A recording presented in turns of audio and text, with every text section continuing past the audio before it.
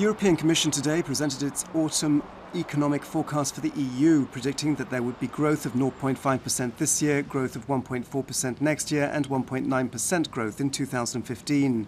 The Commission has also revised its forecast of Croatia's drop in GDP from 1% to 0.7%, although increasing its forecast of the country's state deficit and public debt.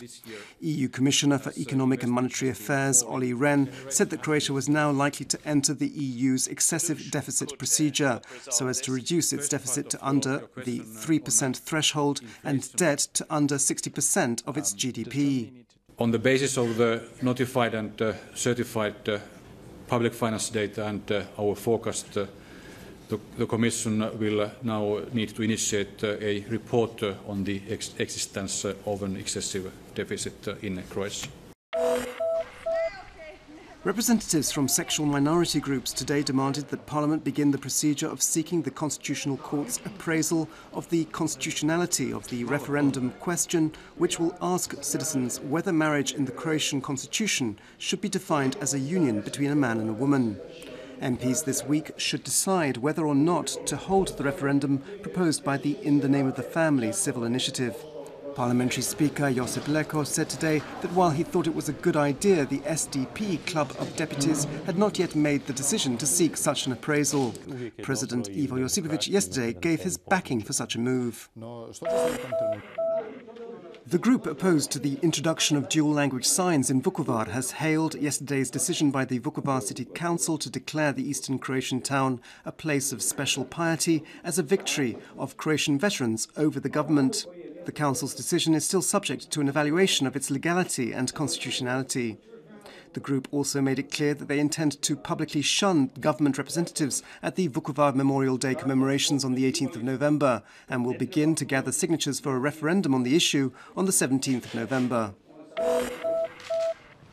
Union representatives and Brodosplit's management, accompanied by government officials, were received by President Ivo Josipovic in Zagreb today.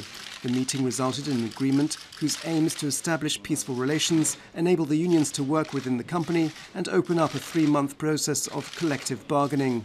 Over the last month, tensions between Brodosplit's new owner, Tomislav Debeljak, and the shipyard's workforce have resulted in protests and suspensions. In the Fimi Media corruption trial, proposals by both the prosecution and defence which would result in new evidence were presented today. Prosecutors have submitted details of banks where one of the accused, former Prime Minister and HDZ leader Ivo Sanader, and his family have accounts, while Sanader's lawyer wants evidence given by state witness, former HDZ treasurer Mladen Barišić, to be re-examined. Sanader, the HDZ itself and 4 other defendants are accused of siphoning off more than 10 million euros from state-owned companies and institutions through the Fimi Media marketing agency into an HDZ/fund. In sport, Croatian tennis player Marin Cilic told a press conference that the Court of Arbitration for Sport had confirmed that a mistake was made and that he hadn't in fact been guilty of taking banned substances as charged. Cilic served a 4-month suspension for failing a doping test. Calling it the worst period in his career, Cilic said that he would now demand a public apology from the International Tennis Federation. Mostly sunny with a little to moderate cloud cover. During Tuesday night and early Wednesday morning there'll be some rain in southern Dalmatia, while in inland areas there could be some early morning fog. Winds inland will be mostly weak, southwesterly and westerly, while on the coast there'll be a weak to moderate northeasterly Bura wind, stronger in the Velebit Channel, which will weaken slightly during the day. On the open seas of the central Adriatic there'll be a strong northwesterly wind. Early morning temperatures will be between 0 and 5 degrees Celsius inland, around 5 degrees along the northern coast, and up to 17 degrees on the Dalmatian Islands. The day's highs will be between 11 and 16 degrees inland, between 15 and 20 degrees on the coast.